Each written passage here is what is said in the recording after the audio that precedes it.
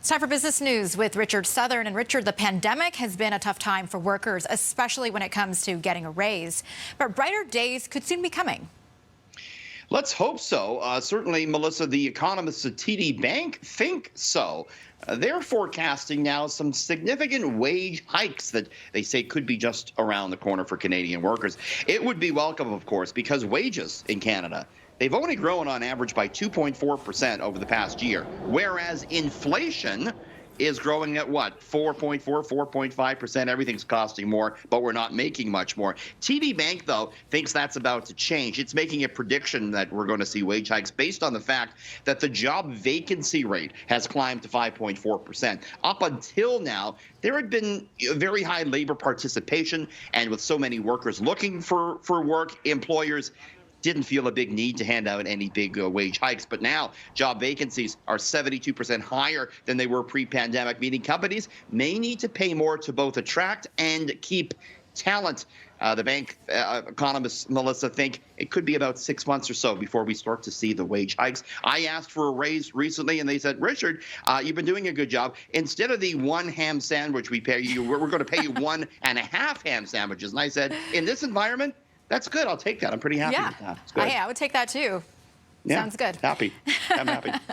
Now, we heard a lot about the mass exodus from Toronto during the pandemic, but the national census is now shining a new light on the larger population growth trends. Yeah, population growing. We got the latest population number in from Stats Canada today, Erica.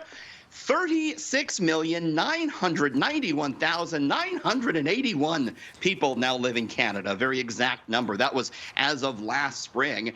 And there are approximately 1.8 million more people living in Canada now than there were 5 years ago. In fact, Canada's population is growing at the fastest clip among G7 nations. And like you say, there has been much made about people getting out of the big cities over the past 2 years.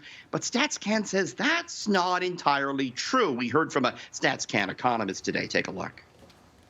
Despite the pandemic, downtown Toronto's population still grew by 16%. So that was seventh fastest in Canada. So did the pandemic slow population growth within the city? Yes. Was that slowdown equal across the area? Not necessarily. If you want to look at a very local level, East Gwillimbury, just outside of Toronto, just north on Highway 404, was actually the fastest growing municipality in all of Canada with a whopping 44.4% population increase in the last 5 years. And Melissa, StatsCan says it's immigration, not birth rate, that is driving the uptick in population. Okay, now Apple is getting set to give shoppers a new way to pay simply by waving their phones. Right. You can already wave your phone or your Apple Watch to pay right at merchants when they have that debit machine. But what Apple's announcing that they're going to do now is they're going to allow a business owner, maybe a small business owner, to have their actual iPhone and use that like a payment terminal. So you could take your credit card and basically tap it on a merchant's iPhone and pay that way. Essentially, what Apple's going to do is open up the iPhone's NFC chip to third-party platforms. Unfortunately, this is launching just in the United States, not in Canada just yet. Real quick, speaking of technology, we had Disney reporting results today, a big tech component there when you talk about Disney. Very strong earnings in.